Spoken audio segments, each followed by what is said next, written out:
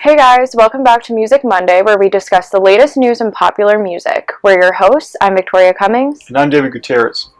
So guys, a lot has happened in the music world recently, and we're here to fill you in. First off, Ariana Grande's Thank You Next debuted at #1, surpassing her hit single Problem featuring Iggy Azalea and becoming the highest on the charts of Grande's career. Also, according to Billboard reports, the song earned over 55.5 million streams in the US, as well as 81,000 downloads. It's also the first song by a female artist to debut at #1 since Adele's Hello in 2015. And speaking of Ariana Grande, the official Thank You Next music video just dropped on November 30th, and it's on #1 on trending right now. So it's already hit 76 million views, so make sure you guys go check that out. Internet personality and pop musician Poppy, having just released her second album, Am I a Girl, has accused fellow musician Grimes of what she terms bullying in a recent Billboard interview. According to Poppy, Grimes was featured on the album's track, Play Destroy, that deliberately delayed the song's release, forcing those who also worked on the song to sign non-disclosure agreements and forfeit songwriting credit. Poppy sees her actions as hypocritical, saying she doesn't practice what she preaches, and that it's very disheartening to people that are actually feminists and supportive of other females.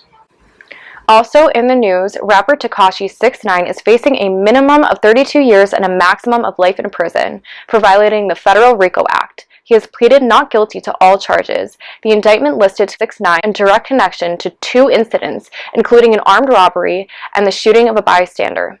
We'll be providing updates as the story develops, so be sure to tune in next week.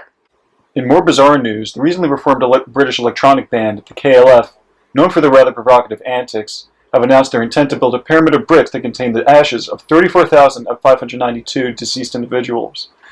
Branded with the slogan, "Buy now, die later," anyone could order their own brick for £99 on their website.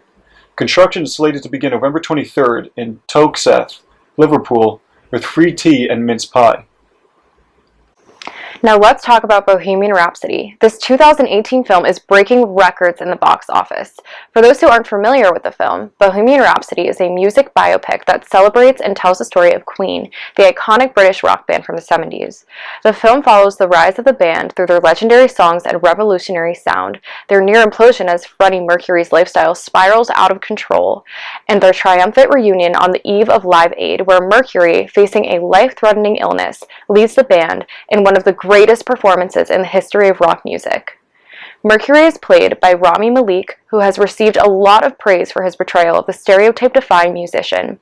And the film has just passed the major box office milestone of $500 million, which means Bohemian Rhapsody is ahead of the music dramas, including A Star is Born, as well as The Greatest Showman. So make sure you check out Bohemian Rhapsody while it's still in theaters near you. Sources TMZ and The Blast report that The Weeknd has been sued by writer Iman Taliesin for his use of the Starboy character in a recent series of comic books. Taliesin has claimed he first came up with the concept of a series of comic books that would focus on rap and R&B artists as superheroes back in 2014. He apparently proposed this to The Weeknd's representatives in 2017, but nothing came of it. The comic, titled The Weeknd Presents Starboy, was released by Marvel this past June, and Taliesin claims that the premise is near identical. As of now, there are no further updates on the case. And that's all the news we have for you today. Make sure you tune in for next Music Monday, and don't forget to like this video and subscribe.